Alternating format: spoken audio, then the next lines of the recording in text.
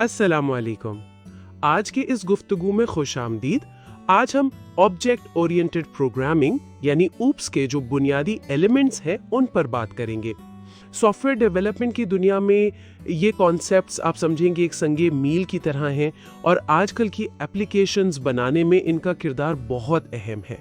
हमारी ये discussion Javed Hasan Sophie जो कि एक आईटी एक्सपर्ट हैं उनके फराहम करदा मवाद के कुछ हिस्सों पर मबनी है। उन्होंने अपने मटेरियल में ऊप्स के बेसिक कॉन्सेप्ट्स को बड़ी अच्छी तरह मिसालों के साथ वाज़े किया है। तो कोशिश यही होगी कि जावेद साहब की दी हुई एग्जाम्पल्स की मदद से इन कॉन्सेप्ट्स को आसान अल्फाज में समझा जाए और ये भी देखें कि ये प्रिंसिपल्स जो हैं प्रैक्टिकल सॉफ्टवेयर डिज़ाइन को कैसे बेहतर बनाते हैं। तो आइए इन अहम तसव्वुरात की गहराई में उतरते हैं। सबसे पहले बात करते हैं क्लास की। अच्छा, क्लास है क्या? इसे आप ना एक नक्शा समझ लें, एक ब्लूप्रिंट या एक डिजाइन। ये डिफाइन करता है कि किसी खास किस्म की चीज यानी ऑब्जेक्ट वो कैसा होगा, उसमें क्या खुसूसियात होंगी जिन्हें हम एट्रीब्यूट्स कहते हैं, और वो क्या काम कर सकेगा यानी कौन से एक्शंस या मेथड्स परफॉर्म कर सकेगा। क्लास खुद में वो कोई हकीकी चीज नहीं है, बिल्कुल जैसे किसी बिल्डिंग का नक्शा खुद बिल्डिंग नहीं होता ना, ये बस एक टेम्पलेट है जिससे हम असल चीजें यानी ऑब्जेक्ट्स बनाते हैं। जावेद साहब ने इसको समझाने के लिए एक कार क्लास की मिसाल दी है। जरा सोचें, हम एक क्लास बना रहे हैं, नाम है कार, ठीक है। इस क्लास में हम दो एट्रीब्यूट्स मतलब दो खुसूसियात डिफाइन करते हैं। एक ब्रांड कि गाड़ी किस कंपनी की है और दूसरा कलर, गाड़ी का रंग क्या है। साथ ही हम एक मेथड यानी एक फंक्शन या अमल डिफाइन करते हैं, शो डिटेल्स। ये मेथड क्या करेगा? ये गाड़ी की डिटेल्स यानी उसका ब्रांड और कलर स्क्रीन पर दिखाएगा। अच्छा, ये तो हो गया नक्शा। अब इस नक्शे से हम एक असल गाड़ी को रिप्रेजेंट करने वाला ऑब्जेक्ट बनाते हैं।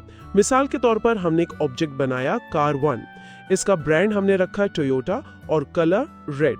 अब जब हम इस कार 1 ऑब्जेक्ट पर शो डिटेल्स मेथड को कॉल करते हैं तो हमें आउटपुट मिलता है ये कार एक रेड टोयोटा है। इससे क्या पता चला कि कार क्लास तो सिर्फ एक टेम्पलेट थी, जबकि कार 1 जो है वो इस टेम्पलेट से बना एक एक्चुअल इंस्टेंस है जिसकी अपनी स्पेसिफिक खुसूसियातें यानी रेड टोयोटा। ठीक है, क्लास तो समझ आ गई। अब अगला कदम है ऑब्जेक्ट। ऑब्जेक्ट क्या है?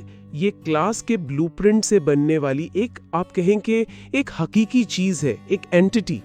अगर क्लास नक्शा है तो ऑब्जेक्ट उस नक्शे से बनी हुई असल इमारत है। हर ऑब्जेक्ट की ना अपनी एक हालत होती है यानी स्टेट। ये स्टेट उसके एट्रीब्यूट्स की जो करंट वैल्यूज हैं वो होती हैं, और उसका अपना एक रवैया यानी बिहेवियर भी होता है जो उसके मेथड से जाहिर होता है। जावेद साहब के मटेरियल में इसके लिए डॉग क्लास की मिसाल है। फर्ज करें एक डॉग क्लास है, उसमें एक एट्रीब्यूट है नेम, कुत्ते का नाम, और एक मेथड है बार्क यानी भौंकना। अब देखें, उस एक ही डॉग क्लास को इस्तेमाल करके ना हम कई अलग अलग ऑब्जेक्ट्स बना सकते हैं। जैसे हमने दो ऑब्जेक्ट्स बनाए, एक डॉग 1 उसका नाम रखा टॉमी और दूसरा डॉग 2 नाम रखा शेरू।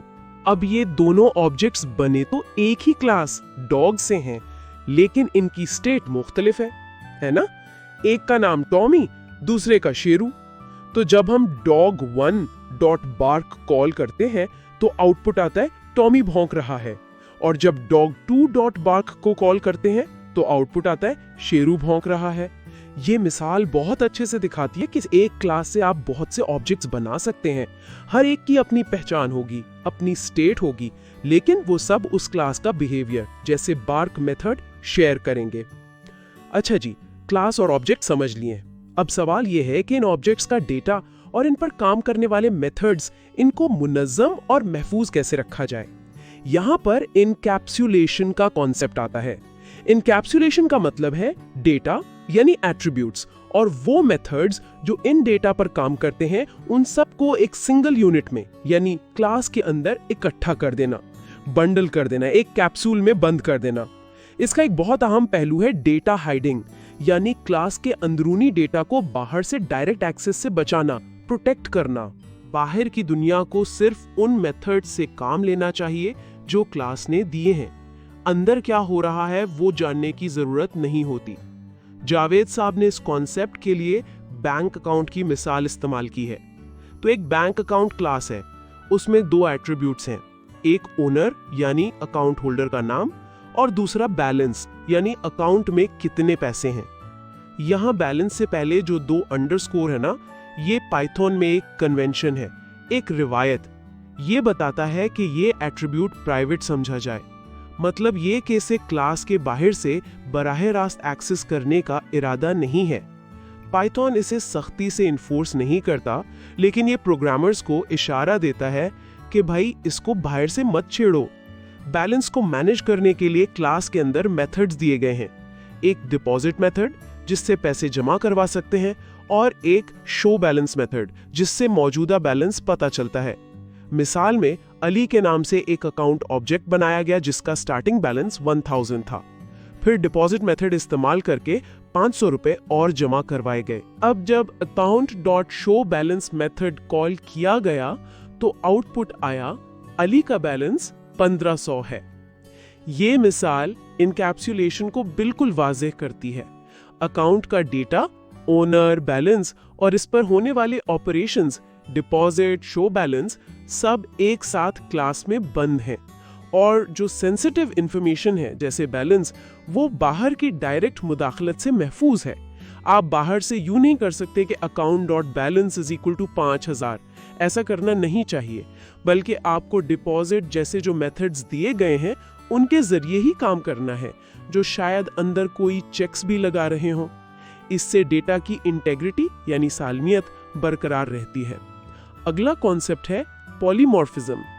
ये ओओपी का एक बहुत ही ताकतवर और मैं कहूंगी दिलचस्प पहलू है। पॉलीमॉर्फिज्म का लफ्जी मतलब है कई शक्लें या मेनी फॉर्म्स।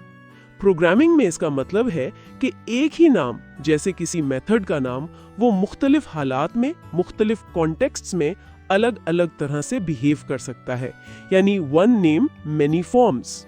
ये खूबी कोड को बहुत फ्लेक्सिबल बनाती है और एक्सटेंड करना भी आसान हो जाता है।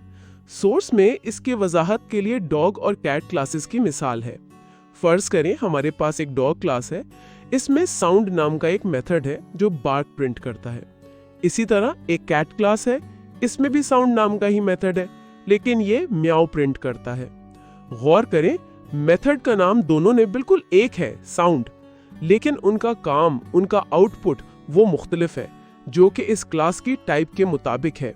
मिसाल में एक लिस्ट बनाई गई जिसमें एक डॉग ऑब्जेक्ट डाला और एक कैट ऑब्जेक्ट, फिर एक लूप चलाया जो इस लिस्ट में मौजूद हर एनिमल के लिए animal.sound मेथड को कॉल करता है। नतीजा क्या आया? आउटपुट पहले बार्क आया क्योंकि पहला ऑब्जेक्ट डॉग था, और फिर म्याऊ आया क्योंकि दूसरा ऑब्जेक्ट कैट था। ये पॉलीमॉर्फिज्म की जबरदस्त मिसाल है।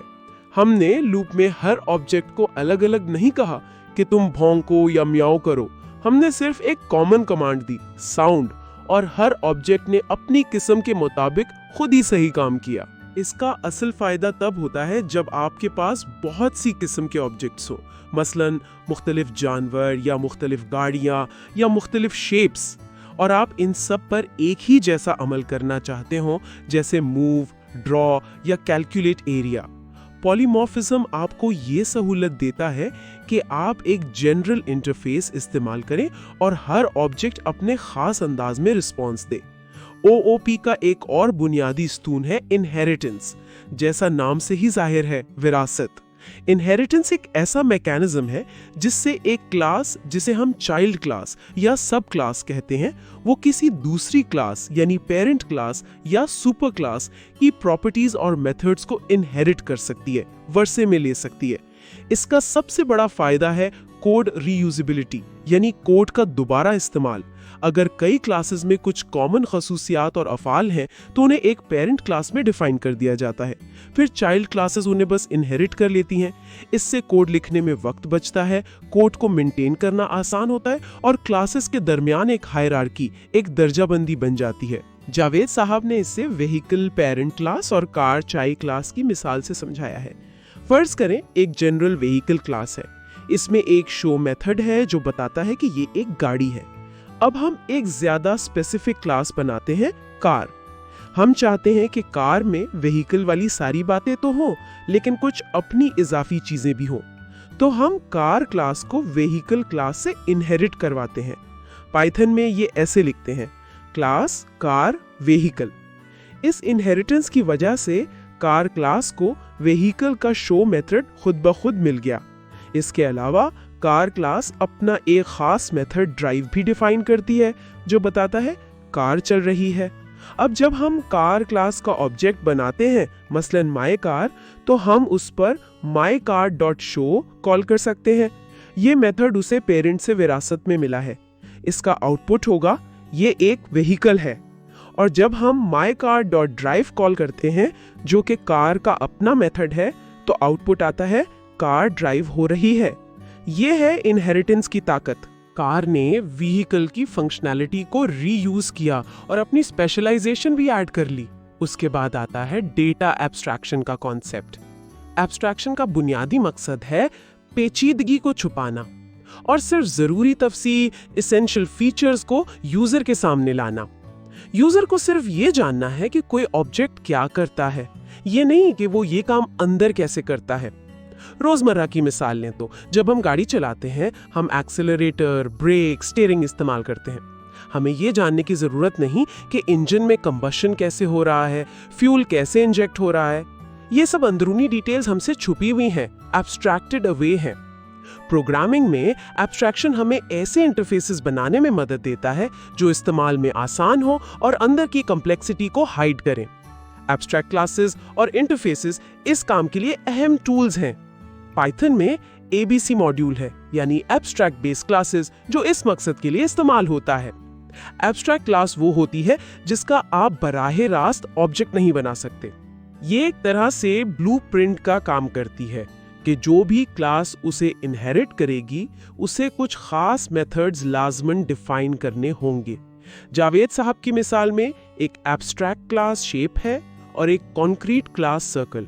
शेप क्लास को एब्स्ट्रैक्ट बनाया गया है from ABC import ABC abstract method इस्तेमाल करके, और इसमें एक एब्स्ट्रैक्ट मेथड एरिया डिफाइन किया गया है एट एब्स्ट्रैक्ट मेथड डेकोरेटर के साथ। एब्स्ट्रैक्ट मेथड वो होता है जिसकी पेरेंट क्लास में कोई इंप्लीमेंटेशन नहीं होती। इसे हर नॉन एब्स्ट्रैक्ट चाइल्ड क्लास को लाजमन इंप्लीमेंट करना पड़ता है। अब एक सर्कल क्लास बनाई गई जो शेप को इनहेरिट करती है। चूंकि शेप का एरिया मेथड एब्स्ट्रैक्ट था, सर्कल की जिम्मेदारी है कि वो एरिया को इंप्लीमेंट करे। सर्कल क्लास में एरिया मेथड को सर्कल का एरिया πr² कैलकुलेट करने के फॉर्मूले के साथ डिफाइन किया गया है। अहम बात यह है कि आप शेप क्लास को ऑब्जेक्ट नहीं बना सकते, लेकिन सर्कल का बना सकते हैं। जब सर्कल का एक ऑब्जेक्ट C बनाया गया रेडियस 5 के साथ और फिर C.area मेथड कॉल किया गया, तो आउटपुट आया सर्कल का एरिया 78.5। यहां देखें, सर्कल ऑब्जेक्ट इस्तेमाल करने वाले को सिर्फ एरिया मेथड कॉल करना है। उसे ये जानने की जरूरत नहीं कि पीछे एरिया कैलकुलेट करने का फॉर्मूला क्या है या वो कैसे काम कर रहा है। यही एब्स्ट्रैक्शन है। जरूरी फंक्शनैलिटी सामने, गैर जरूरी तफसीलात पोशीदा। ये चीजें कॉम्प्लेक्स सिस्टम्स को डिजाइन करना आसान बनाती हैं। और आखिर में हम बात करते हैं डेटा हाइडिंग की। अगरचे डेटा हाइडिंग को अक्सर एनकैप्सुलेशन का ही हिस्सा माना जाता है और ये ठीक भी है, लेकिन ये इतना अहम है कि इसे अलग से भी डिस्कस किया जाता है। इसका बुनियादी मकसद है क्लास के अंदरूनी डेटा यानी एट्रीब्यूट्स को बाहर की दुनिया से डायरेक्ट एक्सेस से महफूज रखना। जैसा हमने बैंक अकाउंट की मिसाल में बैलेंस के साथ देखा था, ख्याल यह है कि एट्रीब्यूट्स को प्राइवेट मार्क किया जाए पाइथन में कन्वेंशन से, ताकि उन्हें सिर्फ क्लास के अपने मेथड्स के जरिए ही एक्सेस या मॉडिफाई किया जा सके। जावेद साहब ने इसके लिए स्टूडेंट क्लास की मिसाल दी है। इस क्लास में नेम एट्रीब्यूट पब्लिक है, यानी इसे बाहर से एक्सेस कर सकते हैं, लेकिन मार्क्स एट्रीब्यूट को प्राइवेट बनाया गया है कन्वेंशन के मुताबिक। मार्क्स हासिल करने के लिए गेट मार्क्स मेथड है और मार्क्स सेट करने के लिए सेट मार्क्स मेथड है। इस सेट मार्क्स मेथड के अंदर एक वैलिडेशन चेक है। ये देखता है कि मार्क्स की वैल्यू 0 और 100 के दरमियान हो। अगर वैल्यू वैलिड है तभी मार्क्स अपडेट होते हैं, वरना नहीं। मिसाल में सारा नाम और 85 मार्क्स के साथ एक स्टूडेंट ऑब्जेक्ट S1 बनाया गया। जब s1.getMarks कॉल किया तो आउटपुट आया 85। फिर s1.setMarks 95 कॉल किया गया, 95 वैलिड है तो मार्क्स अपडेट हो गए। उसके बाद दोबारा s1.getMarks कॉल करने पर आउटपुट आया 95। ये मिसाल दिखाती है कि मार्क्स जैसे प्राइवेट डेटा तक रसाई डायरेक्ट नहीं बल्कि getMarks और setMarks जैसे कंट्रोल्ड मेथड से हो रही है। अगर कोई s1.setMarks 110 कॉल करेगा तो setMarks मेथड इस गलत वैल्यू को रिजेक्ट कर देगा, शायद एरर देकर या कुछ ना करके। इस तरह ऑब्जेक्ट की स्टेट खराब होने से बच जाएगी। ये डेटा हाइडिंग का अमली फायदा है। तो इन तमाम कॉन्सेप्ट्स का खुलासा क्या है? आज हमने ऑब्जेक्ट ओरिएंटेड प्रोग्रामिंग के चंद की कॉन्सेप्ट्स देखे। शुक्रिया, अल्लाह हाफिज।